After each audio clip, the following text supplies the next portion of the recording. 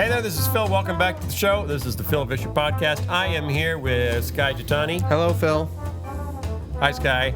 And Christian Taylor. No, she's a ghost. No Christian Taylor, and the reason is because we did an interview. We have an interview. We have guests. We have two guests, but we already interviewed them. They were in town last week, so we interviewed them last week, and then we just need to introduce and wrap up their interview. And it was Skye and I who did the interview, and Christian couldn't make it to the interview, so she doesn't need to be here for the wrap-up because she doesn't even know what the interview is. Although she would have been helpful having listened to the interview to ask questions that we could use in the wrap-up. That is true. Because she would have probably asked questions we wouldn't have thought of. But we didn't have time for that. We didn't. Okay. Hey, it's a podcast. What do you know? Hey, it's a podcast. And we got video back. Hey, it's a podcast. It's London here. The Phil Vischer podcast starts right here. We'll talk to Skye. Hola. But Christian's gone. We've got two guests, but not for long. It's a shortish interview, but it's good. Hey, it's a podcast. So London here. The Phil Vischer podcast starts right here. The Phil Vischer podcast starts right here. Aquí. ¿Dónde está el podcast? What's podcast in Spanish? El podcasto. Podcasto. Podcasta. Okay. So before we do the interview, before we play the interview, we do have to address crazy stuff is going on in Chicago over the weekend. Yeah, I immediately assumed that you were there. You assumed I was there? I did. I was listening to it in the car. I was driving back from Yeah? something, and I thought, I wonder if Phil's there. Why? How would I? To protest? Protesting against the I thought maybe you, out of Trump? Curiosity, you would have just gone to a Trump rally, so that you'd have something really great to talk about on the podcast. I didn't even know that he was doing a rally in Chicago. Obviously, you were not there. Yeah. So the Donald attempted to do a large rally at the University of Illinois. Who advised him to Chicago. do that? There's so many reasons why that was a bad location. Yeah, I guess. Well, a lot of people showed up. Yeah, but his supporters are not typically urban dwellers. No, they're not. They're not typically college students. No, they're not. And they're not typically this far north of the Mason-Dixon line. Yeah. So why UIC in Chicago? He won Michigan. Yeah, well, he's going to win Illinois, apparently, based on the it looks polls like I've he's seen. going to win Illinois, Yeah. which should be kind of... Well, let's just say this. Yeah. That far north of I-80. Oh, okay. Yeah. So Southern Illinois is right. is much more... He would have probably found a much better reception had he been even out in the suburbs or further out of the city. But to be right in the heart of the city, probably a good idea. Yeah. There's a story in The New Yorker about to come out simply under the heading American Demagogue. If you don't know what a demagogue is, do you know what a demagogue is, Skye? You just told me, Phil. Okay. Right before we hit record. Because I tweeted the definition, the dictionary definition of demagogue, because you hear people throw around words to try to insult other politicians, you know? Like Hitler, for example. That's Hitler, a term. They just throw it around. Yeah, you're a Hitler. You know you're a Hitler. Or a warmonger. Or a warmonger. I love that word. Yeah, and another one that you hear every Is now anyone and then. anything other than a warmonger? Are there other mongers? There's a fishmonger. Fishmonger. Are there any other mongers? Warmonger, pizza monger, ice cream monger, love monger. I'm making this up. I think you are. Cartmonger. What's What? that? Cartmonger. Cartmonger? Like at a grocery store. That's a thing? A cartmonger? Is that the guy that goes and gets the carts? I did that in high school. You were a cartmonger? Apparently, I didn't know it, but I was. What if you went and got a cart and it was full of fish? Then would you be a fishmonger or a cartmonger? If you have enough weapons on you, you could be a warmongering, fishmongering, cartmonger. That's fantastic. There you go. So, and I've heard the word demagogue thrown around, and it seems like you definitely do not want to be one, although I wasn't sure exactly what it is. And before I threw that word around, because it feels like this political season is rising to the level of where people would start throwing around words like demagoguery. Right. Or demagogue mongering. Hate monger. Hate monger. There's a lot. My mongering vocabulary is expanding already. Expander? He's pandering and expandering. Yeah. That's when you no longer pander. You're an expander. Right. Okay. Demagogue. So I looked it up. I was like, okay, what is the definition of demagogue? The definition of demagogue, according to the Oxford English Dictionary, is a political leader who seeks support by appealing to popular desires and prejudices rather than by using rational argument. Now, to a certain extent, you could apply that a little bit to almost every political candidate who's ever run successfully for anything. There's a degree of demagoguery in pretty much all politics. To a certain extent. Yeah. But you do have to say that applies profoundly to Donald Trump. Particularly the lack of rationality. Yeah. Yeah, and the fear. Appealing to popular desires and prejudices. Prejudices, right. Yeah. So, okay, because what happened in Chicago and in Kansas City and in Cleveland is more and more people are showing up to oppose Donald Trump. Right. And the environment at his rallies is becoming hostile. And he's not really doing anything to... And he's not discouraging it. Right. If anything, he's a fan. Yeah, when you say, I wish I could punch that guy in the face. And if you do, I will pay for your legal fees. And if you do, I will cover your legal fees. That's not quite distancing yourself from... Yeah, so several people have written that, that it's getting to the point where it's starting to get scary, what Donald Trump is doing. The thing that worries me most is someone at some point is going to pull out a gun. Mm-hmm. Well, to get into the rallies, though, you have to go through a metal detector. Yeah, but things happen outside the rallies, too. That is true. That is definitely true.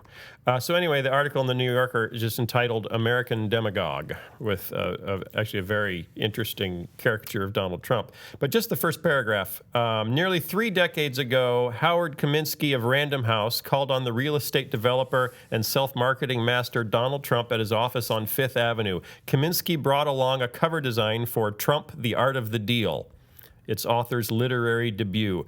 Trump seemed reasonably happy. Just one thing, he said, please make my name much bigger. That was his sole feedback on the cover design for... Well, his business model is basically his name. It's putting his name on things. Please make my name much bigger. It was all so funny once. For a long time, Trump, with his 24-carat skyscrapers, his interesting hair, and his extra-classy airline, was a leading figure of the New York egoscape. The editors of the satirical monthly Spy... Do you remember Spy magazine? Vaguely. It was a satire magazine in the 80s and early 90s. That's not Spy versus Spy. No. It was just Spy. That was Mad Magazine. Yeah, that was Mad Magazine. Right. Trump never failed to provide. He was everywhere, commandeering a corner at the professional wrestling match, buying the Miss Universe franchise, and vowing smaller bathing suits and higher heels.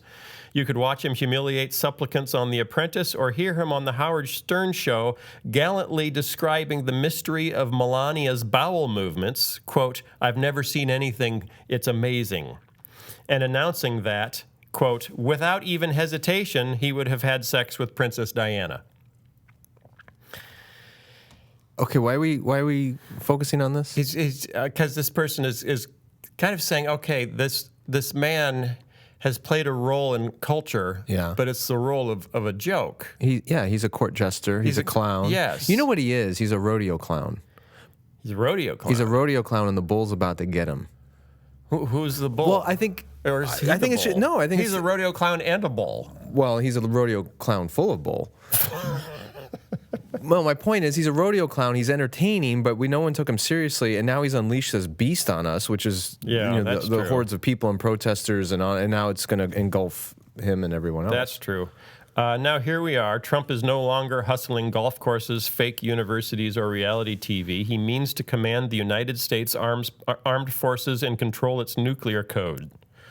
This is not a Seth Rogen movie. This is as real as mud. No American demagogue, not Huey Long, not Joseph McCarthy, not George Wallace, has ever achieved such proximity to national power. That's true. So we've had demagogues before. But they're always on the fringe. Well, or they ran for the nomination like Wallace, like Huey Long, and didn't make it. Huey Long died before he got there. But this is exactly... I think it was Ross Douthat in the New York Times who wrote an article saying that this is exactly why we have political parties, is they are supposed to create structures and systems that actually prevent unqualified people from gaining offices that require a certain level of competency. And why isn't it working? That's a great question. I think part of it is the systems of our politics have not kept up with what's happening in the population. Yeah. And we used to say, well, Right. yeah, we're not a democracy, people, of course. You need to remember that. We are a republic. A republic. And a republic. And tell us the difference. If Christian was here, she'd say, Skye, what's the difference? Well, a democracy is the people directly vote for whoever they want to be in various offices, whereas a republic, it's representative. Okay. So we vote for representatives. we vote for representatives who represent us in voting for our representatives. Well, that's part of the reason why we have like the Electoral College, Right. why we have these delegates in the primaries, and on and on. And part of it came out of the fact that the Founding Fathers, despite all the rhetoric that you get in elementary school, didn't really trust people. And it wasn't that they didn't trust women, or they didn't trust minorities, or they didn't trust Right. slaves, or non-land holding people. They didn't even trust other land-holding white men. Was it Alexander Hamilton? I think it was Hamilton who got in an argument with Thomas Jefferson, or was, I forget. I have to look it up. But they got in an argument about democracy, and he said one of them was advocating the importance of the will of the people, and the other said, "Your people, sir, is a great beast." Like there was a fear that if people had too much power, Right. they would make really bad decisions because they're just not educated and informed enough. At some point, almost every village turns into a mob with pitchforks. Right. If you find the right issue, or if they feel scared enough of the monster in the castle. Right. And one of the things, and I think this is what disturbs me so much, is one of the things that Donald Trump is amazingly good at is painting pictures of monsters Right. in the castle, Which is demagoguery. which is demagoguery and hate-mongery and fish-mongery, probably, if the fish are China And Mexico. and Mexico. And the Middle East. Yeah. So, point being, our politics, our systems were supposed to be designed to prevent these sorts of people from getting this kind of power. At least in the case of the Republican Party, it seems to not be working. No, it's not working at all. So Jennifer Rubin, who is a conservative columnist, and these are conservatives talking here, wrote a column simply saying, let's scrap the GOP and start over. Basically, the Republican Party is beyond saving. We need to throw it away. I read another piece by a conservative, someone who actually was a strategist in the Reagan administration, who said they are now so frightened of what Donald Trump is doing that if it ends up Donald Trump versus Hillary Clinton, he has to vote for Hillary Clinton and then give the GOP time to completely rebuild itself. That he has to hand the administration to the Democratic Party, even though he's a lifelong Republican and worked for Ronald Reagan, because Donald Trump would be that damaging. Right. Well, I think there's a lot of Reagan fans and supporters who've acknowledged that the present Republican Party is too conservative for even Ronald Reagan to now get nominated. Yeah. His own policies aren't conservative or George enough. Bush. And George Right. Bush, who was a darling of the Republican Party, could not get nominated. The part I can't yet reconcile is some people are trying to say that the Donald Trump phenomenon is a fluke, that he doesn't represent the Republican Party. And actually, to be fair, the majority of Republican voters have not voted for Donald Trump Right. up to this point. Right. But I like to scan the dial, and I listen to talk radio fairly regularly when I'm out and about From in all the car. sides? Well, there really isn't all sides because there isn't. That's true. Liberal talk radio isn't very common. There's NPR. There's There's NPR. just not a lot of commentary on NPR. But there is a lot of conservative talk radio. Yes, there is. And I'll listen in on that because I'm curious, and I know that I live in a generally conservative area, so it's nice Yes, to you know do. what my neighbors are thinking. And I got to tell you, yes, he's more crass than some of the voices on conservative talk radio, but many of the ideas that Trump is propagating are really not that different than what we've been fomenting in the Republican conservative circles for a long time from talk radio. He's just kind of the incarnation of it with a bad hairdo. And so But doesn't that make a difference right there? Well, it does to me, and here's why. Anybody who's got hair like Donald Trump is clearly lacking all self-awareness. Yeah. And I think Which self-awareness he is a quality that is important in a leader. Right. So Right. I think his hairstyle is a problem. Okay. Whereas John Kasich, I have the similar issue because his hair always looks like he just got out of bed. He got bedhead. He does almost all the time. Yeah. And Bernie Sanders has kind of wizard hair. Like he does. always just cast a spell, and the electricity is still lingering in his hair. Like, Right. hang on, it'll die down. Hang on, he's paw grape. Oh, my hair's gonna die down. He's Yogi Berra crossed with paw grape. We gotta do something about the 1% that running away with everything. Hi, hacha, hacha, hacha. Now he's Jimmy Durante crossed with Jackie Mason crust with So you're taking every Jewish everything in vaudeville the book. act you can. You know, that's right. Maybe We gotta have free health care for everybody in college. maybe that's his appeal with A millennials. chicken in every pot. What? He's all their favorite comedians? No, and he childhood kind of has comic- this wizard factor, which the is wizard kind of factor. the Harry Potter He generation. should come out in a robe instead of Maybe a he can frumpy suit. Maybe he'll be the Supreme Court nominee once this election's over. I don't see that happening. Is he a lawyer? I don't know. But he went to the University of Chicago. He graduated from the University of Chicago. Did you know that? Okay, now you do. Okay, cool.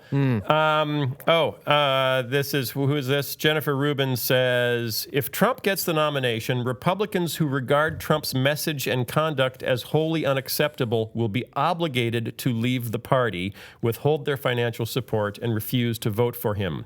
In the short run, it means finding a third conservative candidate who does not excuse despotic repression of dissidents, put the United States at odds with the entire Muslim world, and advocate ordering troops to kill non-combatant women and children, a war crime. In the longer run, it means starting a different center-right party, leaving the GOP to the bigots, the con men, and the fans of dictators. That's strong. But I get it. That's strong. I get what she's saying, but historically, we've never had a three-party system that was in any way effective. She's not saying it'll work. Right. But she's saying it's the only option, and then you just have to let Hillary win or Bernie and then rebuild. See, but I on don't. the right. This probably is not a one-cycle rebuilding. It isn't like in 4 years this can be solved. This is a generation of rebuilding. You don't know what could happen in 4 years. I don't know. You don't know if there's a. Well, I don't know. I don't know either. Here's the thing. I don't know either. It's a weird no man's land because Trump, he's getting 30 to 40% of the primary vote right now. Yeah. That's too big to be ignored. Mm-hmm. But it's too little to actually have a sustainable party. Right. So if you were to just take all of Trump's people and say, hey, you guys go off and do your own make a thing new and be your own party. thing, you don't have enough left over to have a sustainable third party option. But you can't. You'd have two If he was small getting 10 or parties. 12% of the vote, you go, okay, we'll figure it out. Mm-hmm. But he's got too much to ignore. Yeah.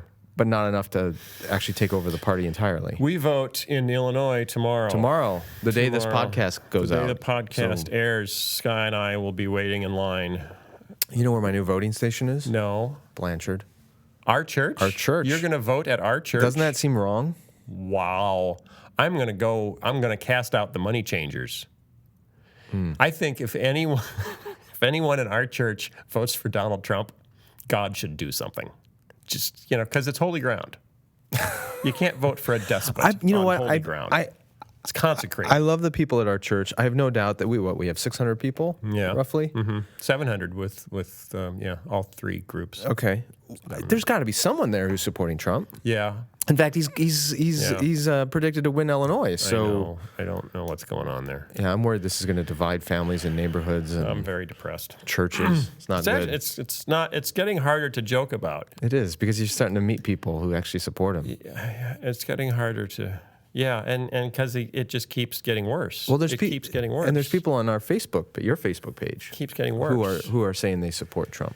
Kind of. They must say not. they would if They it came would. down, especially if it came down to Trump versus Hillary, because so many of us as Christians, Hillary is a Clinton and a Democrat, and we've been raised to believe that's pure, I know, unadulterated but evil. my goodness, Pure, unadulterated evil. Well, but Trump is he's the epitome of adulterated. He's adult-rated. He's an adult turd. He's an adult turd. An adult turd.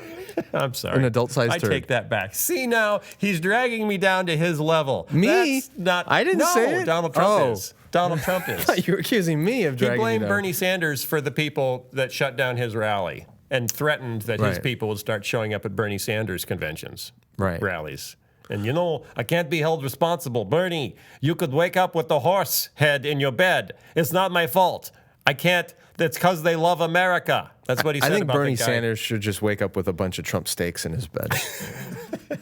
The Trump steaks that he put on the table at his acceptance speech weren't Trump steaks. Because there are no more Trump steaks. Because there are no Trump steaks. They were just the steaks that are served in the restaurant in his hotel. It was a lie. Did you see the thing about the website for Trump wine? Yeah, it says it's not affiliated with Donald Trump in any way. And yet on the stage at the victory speech, he challenged the press to go look into it, and he said he owned the winery outright, 100%. And yet, right on the winery website, it says we have no affiliation with Donald Trump whatsoever. He does not own it. Oh, how can we vote for this man? I am so frightened. I don't even know what to say. Okay, we have some guests. We do. We have guests on the show. Our guests are David Kinnaman and Gabe Lyons. David Kinnaman has been on the show. He's a friend of the show. He's been on the show 3 or 4 times. He's the president of Barna Research. He is the top pollster, Christian pollster, religious pollster. What do we call him? Pollstermonger? Pollmonger. Pollmonger. He is the #1 Christian pollmonger who does lots and lots of research into the church, how Americans view their faith, how Americans view people of faith. He and Gabe Lyons. Gabe Lyons is the founder. He was a co-founder of the Catalyst conferences. Are those conferences or are they like shows? Or is They're it conferences. Circus. It's a conference? It's become a combo of that. They had an elephant come out one time. Really? Yeah, so it's, the circus thing is definitely the Catalyst Conference Circus. He was one of the founders of that and then went on to found Q, which are kind of like TED Talks, conferences for church ministry and Christian thought leaders where people give shorter talks, right? So kind of like TED. On, if you don't know what TED Talks is, Google it, on issues pertinent to Christians. The two of them 9 years ago, is that what they said? Right. Yeah, 9 years ago wrote the book Unchristian, which got a lot of attention for really diving into how the world looks at Christians today and how the next generation is looking at Christians today. And they have a new book out, which I was going to bring and hold up, but I left it somewhere, so I don't have it. Didn't your dog eat it? My dog our puppy started chewing on a corner of it. Yeah, so it's slightly dog-eared. Ha ha ha ha. More like dog-toothed. That too. Houndstoothed. The book is called Good Faith, and the subtitle... Wait, I have it right here. Hang on. I have it. You can do it. Keep trying. The subtitle is, What Does the Future Hold for People of Faith When People Perceive Christians as Irrelevant and Extreme?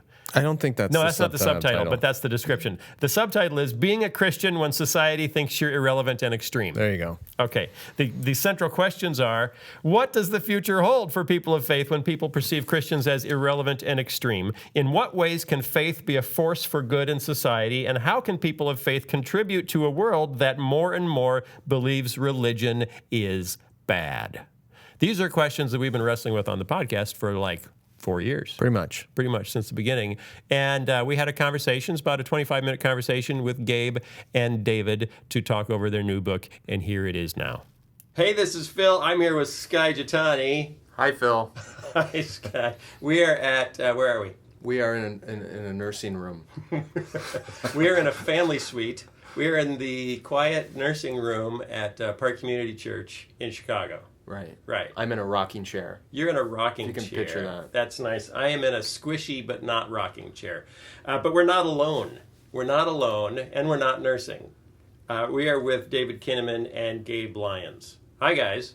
Hey, great to be here. How's it going? It's going pretty good. How are you? It's almost like the tiki room where we're a bunch of old hens. I don't even get that. What are you talking about? That's a Disney reference. Yeah, exactly. Yeah. We're the old hens. Mm-hmm. Yeah, I wanted to be one of the drumming tiki gods over in the corner. If I could be one thing in that scenario, which would you be if you were a tiki room character? What character would you be?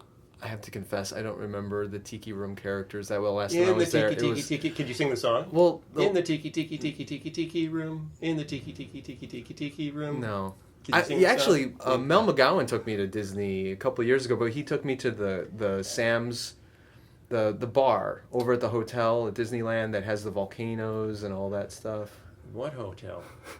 In what hotel? At the Disneyland Hotel. Oh, Disneyland Hotel. Yeah, but it was kind of like the tiki room, but it wasn't full of birds. I love that you go to Disneyland and you go to the bar at Disneyland. That's what I do. My partner and even a lot of parents wish they could go to a Phil bar. goes to Disneyland by himself. Hey, lots of brilliant people do that. And sits on Main Street with his laptop and gets work done while a bunch of plainclothed security people are watching him the whole time because it's just creepy. That's weird. If I'm in the area...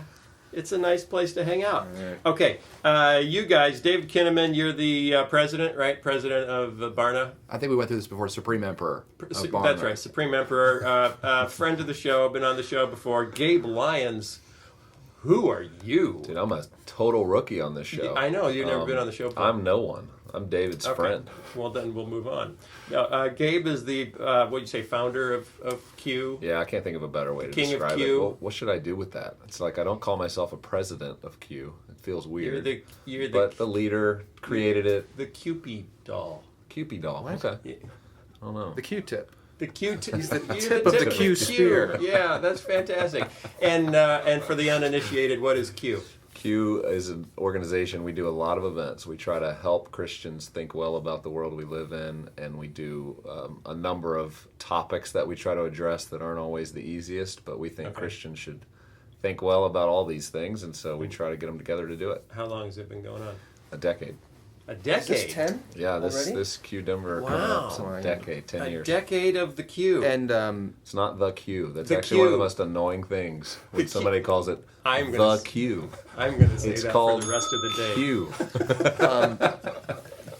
but it's Q I knew ideas. that it was Q. QIdeas.com. .org. .org. Sorry, It's all sorry. right. Q. It's just comes up automatically on my. I'm sure we own that URL, but Yeah. it's a non-profit organization, so it's .org. .org. Yeah, okay. And where's the next one? Q Denver, April 21st to 23rd. Okay, but you just can't show up and walk in.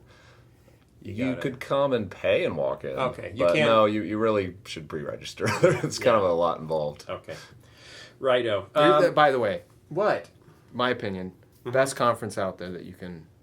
I had to go to a lot of conferences. You when I just was, said that to the last guy who has the conference that was on the It's podcast. okay. I'm just saying, I had to go to a lot of conferences when I was working for CT and leadership, and Yeah. most of them I went to because I was paid and I had to go. Q, great conference, worth Okay. every. Even if you're not required to go. Yes, You think it's worth going. it is worth going. It's worth every Q-tip you can bring. That's right. Even if you're not speaking, it's worth going. No, Do you call all the bullet points Q-tips? No, we don't. We don't Because do that anything would be like that. so Actually, funny. we avoid all those sort of things. But Yeah, it's very earnest. There's we, no. we puns. try to we try to. I don't like conferences either, which is pretty funny. Yeah, having that's your whole helped background, create right? Catalyst and Q, but Q we really did create for the person who hates going to conferences. Okay. And try to make it a lot more about interacting with a lot of people who are great in the room and hearing a lot of different ideas, but then getting out in the city and exploring it, How experiences. do you? I was actually asking Skye this. How do you market it, or does it market itself? Because I don't think I've seen. I just haven't seen much. Yeah, well, we haven't historically marketed it that much beyond email invitations and word of mouth. The people who come Okay. one year start to invite their friends, and so it's one of those things that's So it's more really. incrementally grown. It's more of a secret society. No, it's than not. It's It's just more organic, and but anybody listening is welcome and invited. Okay. We don't have a lot of budget to spend on clever marketing and brochures. How much space do you have this year for attenders? 1,400. Oh, it's a lot bigger. It's at the Paramount Theater in downtown Denver, which obviously is a fun. great city. It's going to be really Yeah. fun. And I think we probably have, well, by the time this airs, we'll be down to a couple hundred seats probably remaining. Marijuana is legal in Denver. Well, do you know the anniversary, the 3-year anniversary is April 20th, the night Is before that- Q begins.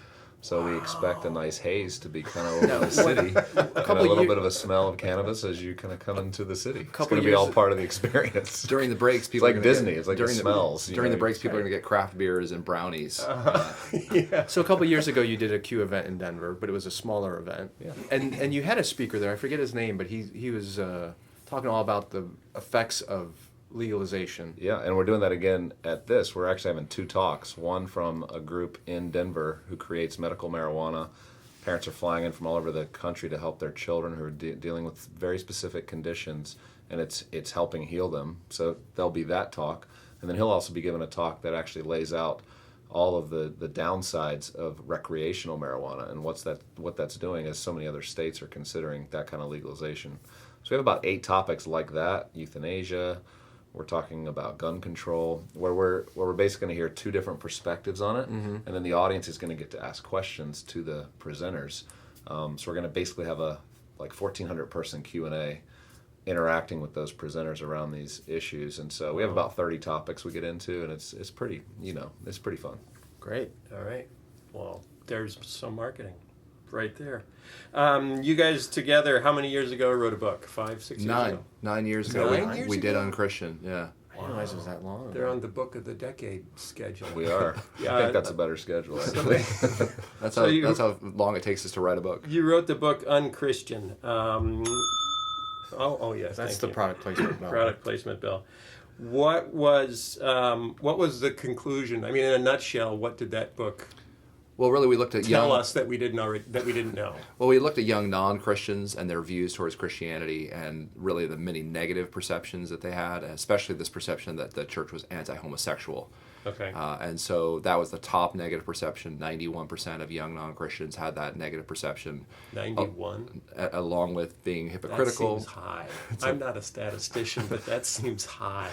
Yeah, it's an incredible percentage, and really the sort of not just their indifference to faith, but really their antipathy to faith, their hostility towards the way Christians were living and acting. And really the kind of the elevator talk about that is that the church had really become the older brother in the story of the prodigal son. So if the culture had become sort of the younger brother, very unrighteous in certain ways, the church had become very self-righteous. So we really try to look at these perceptions and how they were actually, there was some truth to the ways that the younger generation was perceiving the church. And what kind of impact did you see from the book? Well, I mean, at first it was, it got a lot of attention, and Which is always good. Yeah, When you have something to say. Yeah, which we didn't expect. I mean, Okay. both Gabe and I had been kind of working away under George Barna, and in just different ministry places, and so it was fun to work on a book together. We thought it could be a pretty public discussion about what the church's reputation was, and it got a lot of positive response, a lot of negative response, and so it was fun to start that conversation. And in some ways, we took some solace in the fact that Paul in Galatians has to call Peter a hypocrite because he had forgotten something about the message of grace. So the Right. very fact that we as young guys at the time, in our mid-30s, were You're called, hiding behind Paul. yeah, exactly. That he had done this. That there's times when the church has to be accountable for its actions, and we were using the research, not just our opinions, but the Right. research to Right. say this is how a whole generation in North America is feeling about the church. We have to be accountable to their perceptions. Not that they hold us accountable, like the gospel is always countercultural, but to the extent that we become unrighteous by being self-righteous, we need to pay attention. Yeah, I'll just add that we tried in that book, we acknowledged our own self-righteousness and how much we had realized through that project the types of Christians we had become, like more of the religious, pharisaical type of person in society. And we were careful in that book not to call out people, which would have been really easy to do a decade ago, is name organizations and Right. talk about all the people who've contributed to these negative perceptions. And we really chose not to do that because we knew it was on us. It was on each of us to really take responsibility. So I think the surprise for us is how far and deep that book went, to where a lot of the organizations and leaders that we would have thought, man, you've kind of contributed 10x to this problem, were reading it, and their employees were reading it, and churches were reading it, and it created all kinds of great conversations that, even to this day, that book, just people are still finding it for the first time and appreciating, I think, the message of it. Cool. And have you seen, do you feel like you've seen some change, at least from leaders, in the language they're using or the tone they're taking? I think so. It's hard to know how to take any credit for that because the Holy Spirit's working in the hearts of His leaders. Through you. Yeah, thanks. And it's neat to see how people. That was Gabe hitting the It button. just seemed appropriate at that time. Guests are not allowed. That's Taco the Bell, by the way. The bell. It's been amazing even doing this new project where people come up and say, Unchristian really helped shape the language and the way we want to think about this generation and the idea of living with grace in the world. So it's pretty cool. It's pretty gratifying to see the Lord using it in that way. I think a ton of churches have definitely taken a second look at their posture, and that's a lot of what that book was about, and I think it continues forward now. Is just what is the posture shift we need to go through. It's not necessarily beliefs that need to change for the Christian faith. It's a posture and how we engage with people. All right, that's a great segue. Because in your new book, which is called Good Faith, Good faith. right in the introduction, you make the statement that it's not enough to be nice. Nice doesn't overcome the perception that Christians are crazy. So if unchristian was saying we need to hold to these orthodox views, but we need to change our posture, what's changed in 10 years where maybe changing our posture isn't enough? Just being nice If isn't my gonna... posture is nice, why isn't that enough?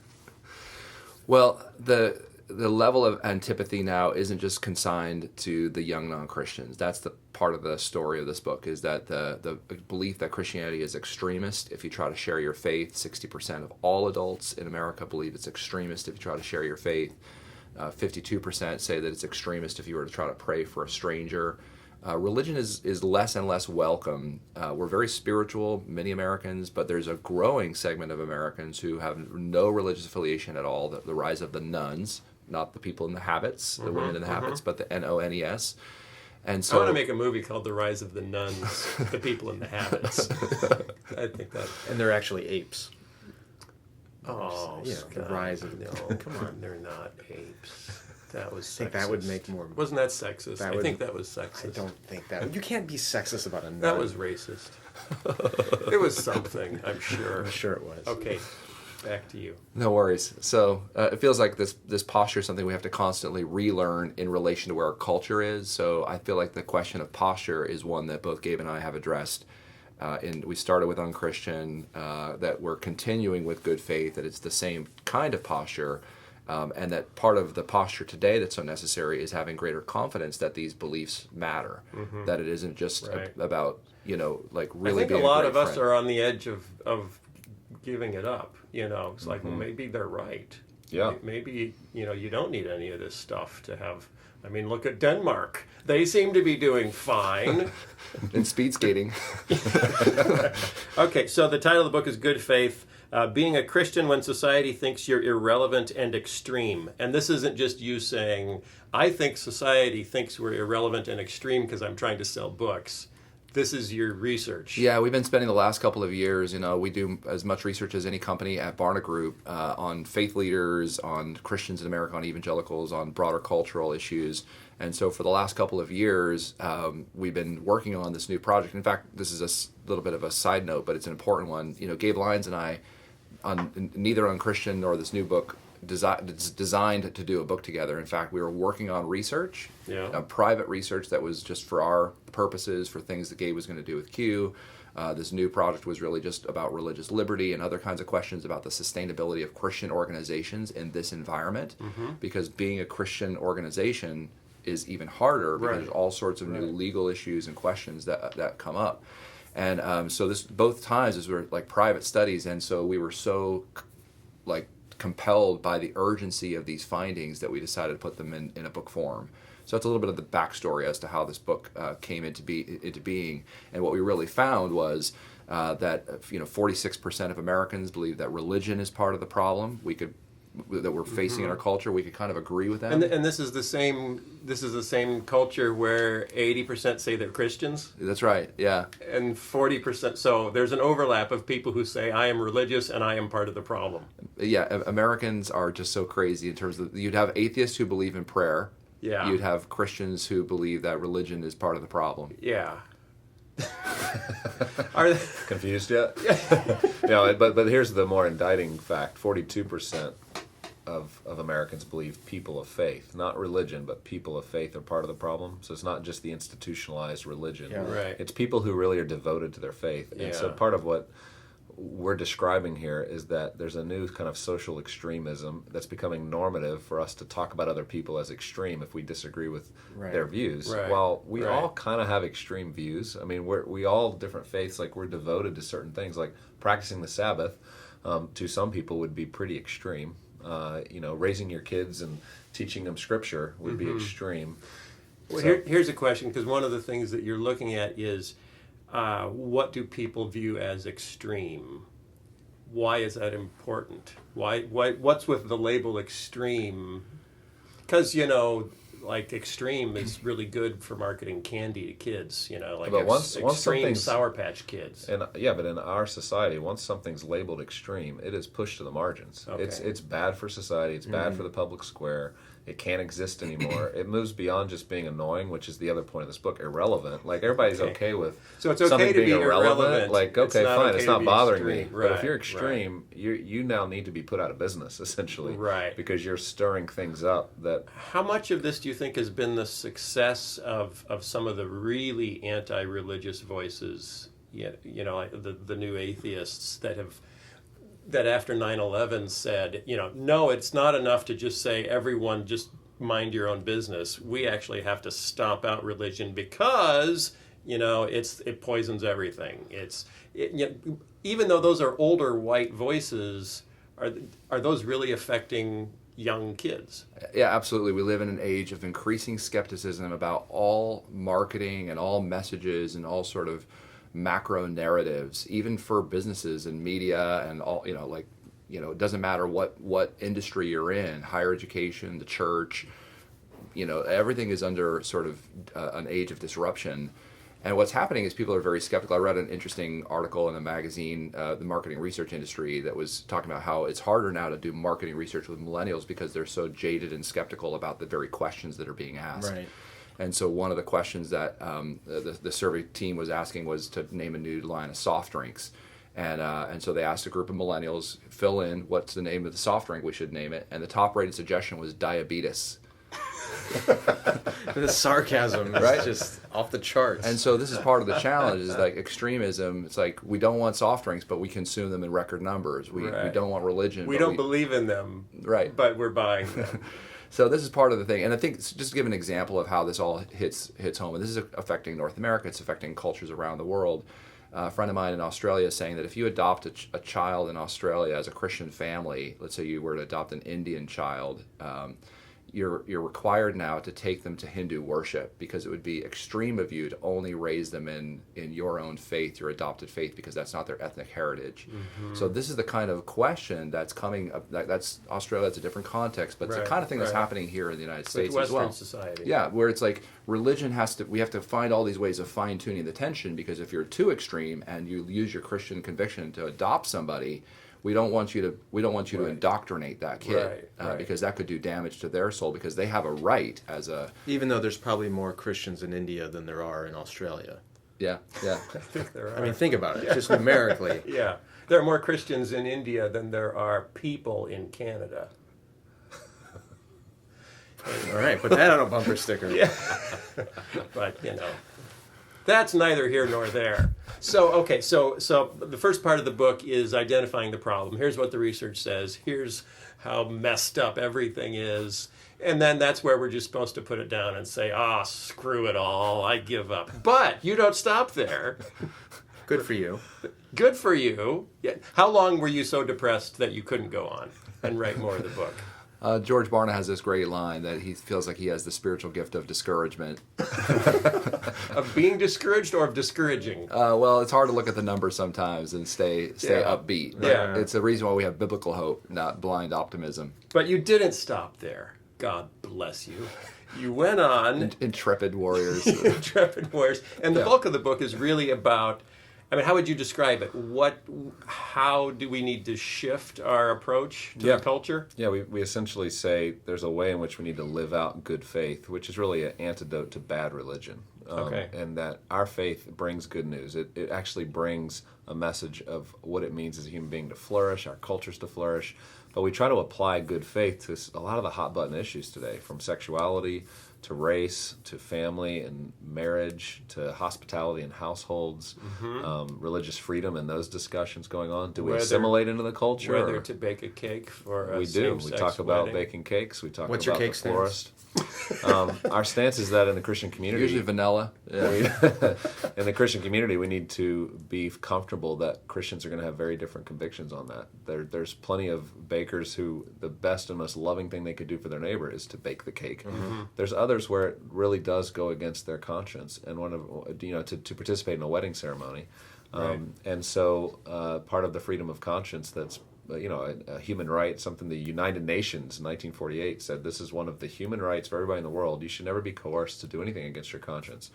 So we believe there's a lot of room for Christians to disagree about the application of theology. We don't think there's a lot of room to disagree about theology. And so we actually make a pretty clear statement in this book concerning sexuality that we all, as Christians, historically have this historic sexual ethic that's consistent throughout Scripture. And even though the cultural air is suggesting we need to shift with the wind, we need to change to be loving and kind to people, we believe there's a false dichotomy there, that you can actually hold to the sexual ethic of how God made human beings to function, how He's designed us to be, and also love our gay friends, our neighbors. So and we can be participate in loving society. and kind with people we disagree with, Exactly. and still disagree with them. But Can okay, you imagine so that Oh, these see, days? Skye doesn't believe no, it. I totally He agree with does- it. he I does totally not agree with believe it. But to play devil's advocate, to go back to that line at the beginning, nice doesn't get over crazy.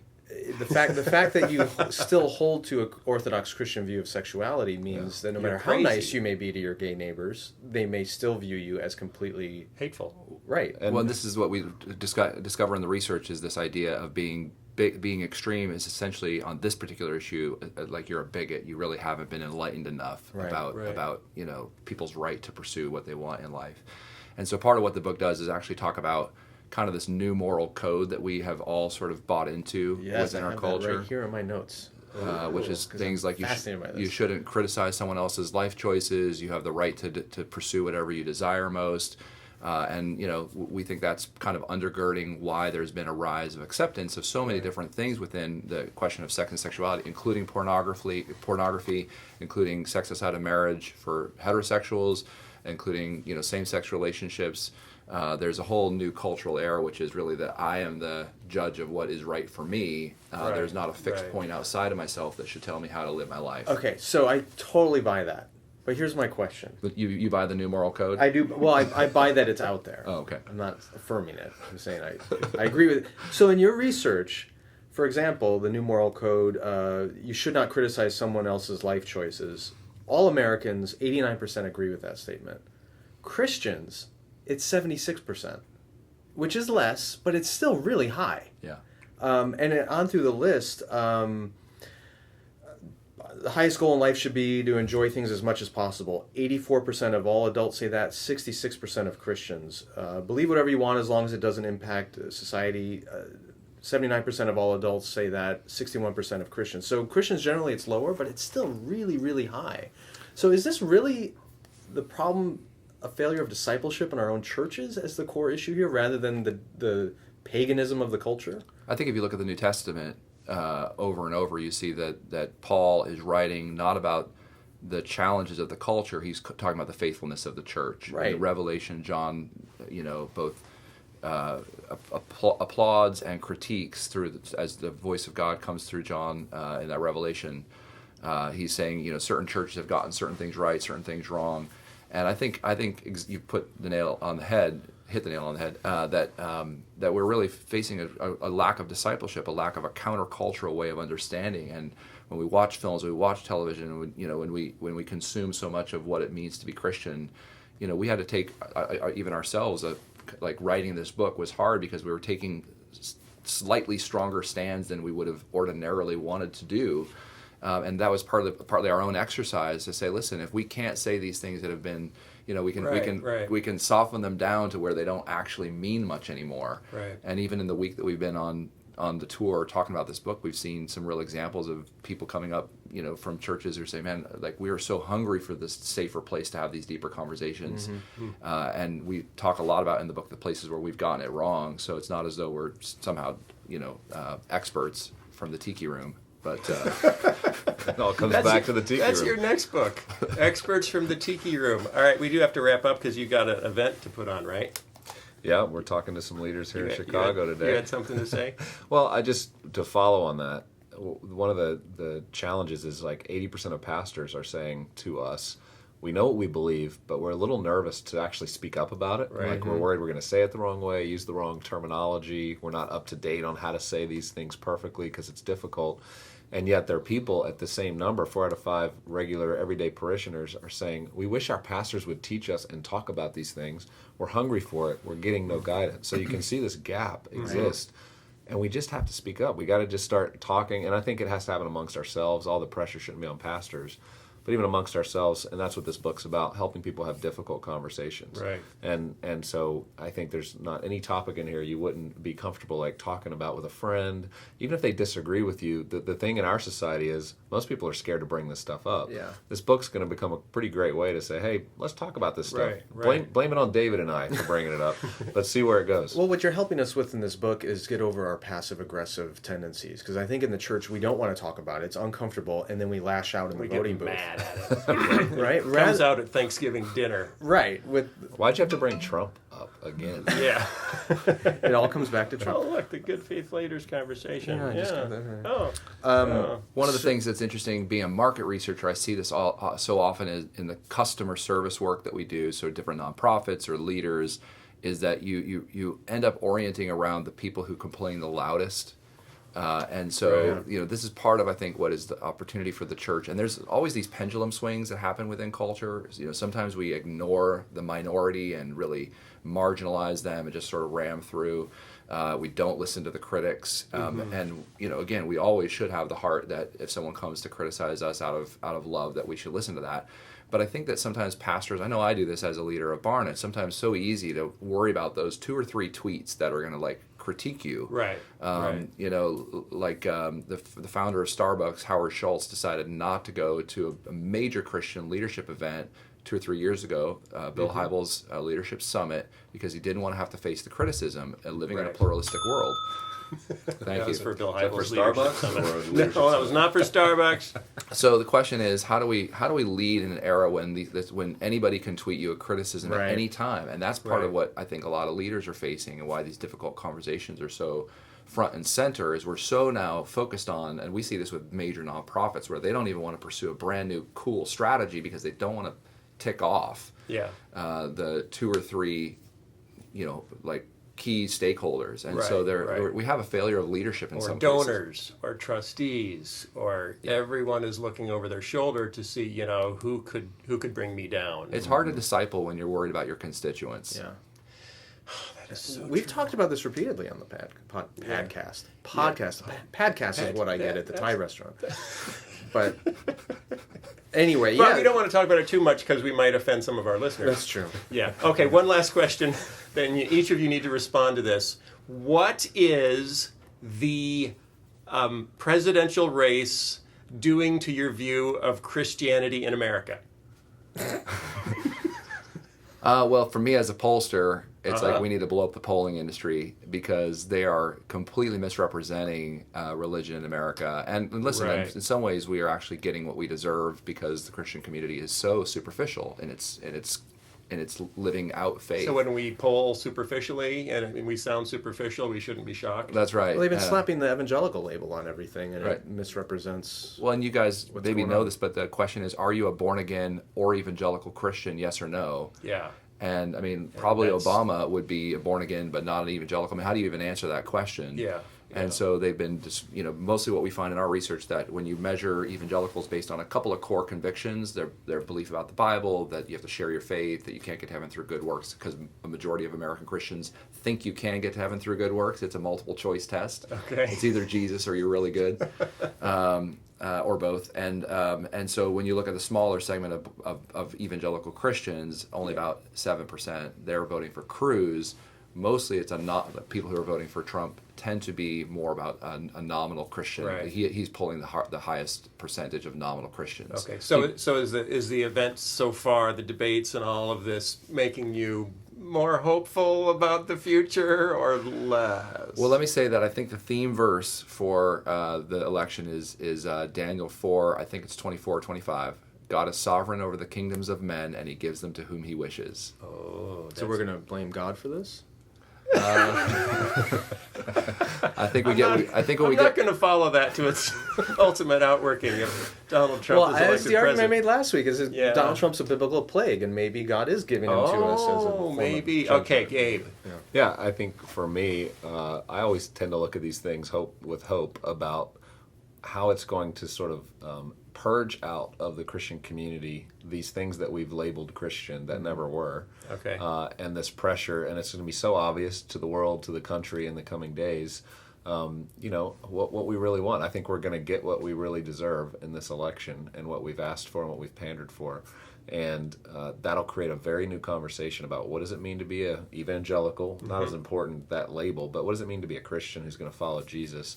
And we can purge some of the things that we've labeled Christian in America that probably didn't really line up with what God's called us to. So are you still calling yourselves evangelicals, or have you gone with gospel Christian with Russell Moore? We call ourselves good faith Christians. Oh, that's good. Ding! That's the book. Good faith. What's the subtitle? Being a Christian when society thinks you're irrelevant and extreme. All right. That was David Kinnaman and Gabe Lyons. Thank you, guys. Thanks for being on the show. Have a great event. Our pleasure. Thanks. Talk to you later.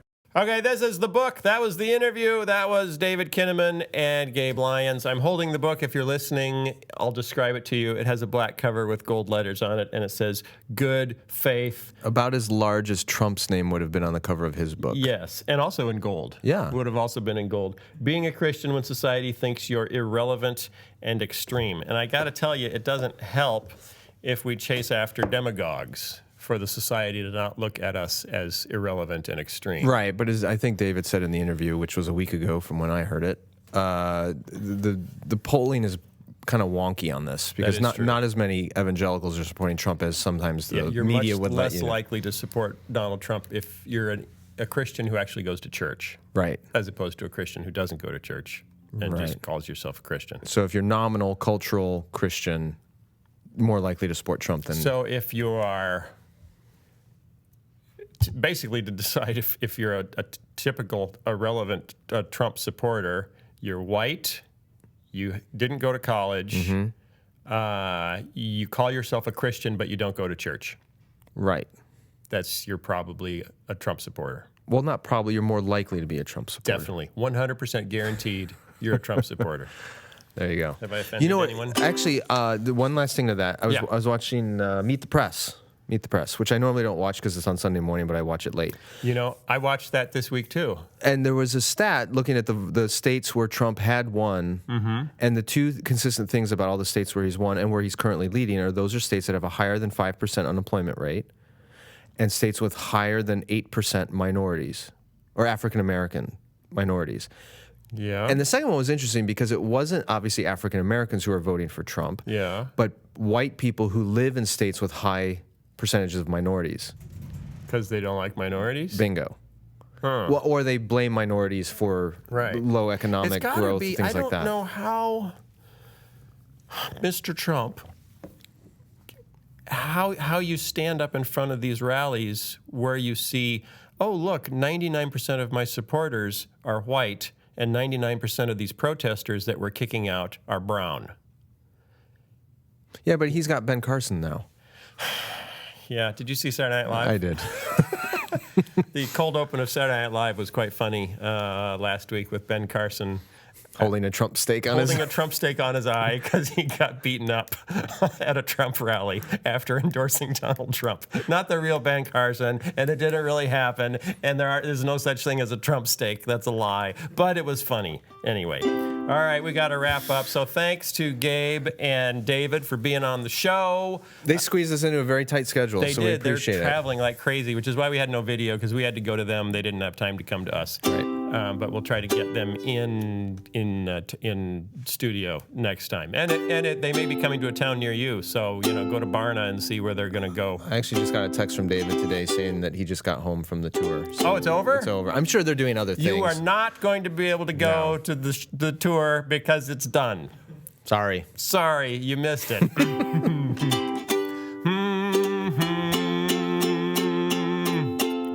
This is an issue I don't mean to flog, but we really don't want a demagogue to be president or a resident of most of our cities, because dealing with hate doesn't make us great, and it puts a lot of conflict on our political plates. And I really, really wish Skye had a hat on his bald pate, because then he wouldn't get hit with a fist from a Trump supporter, because his skin isn't quite as white as it could be.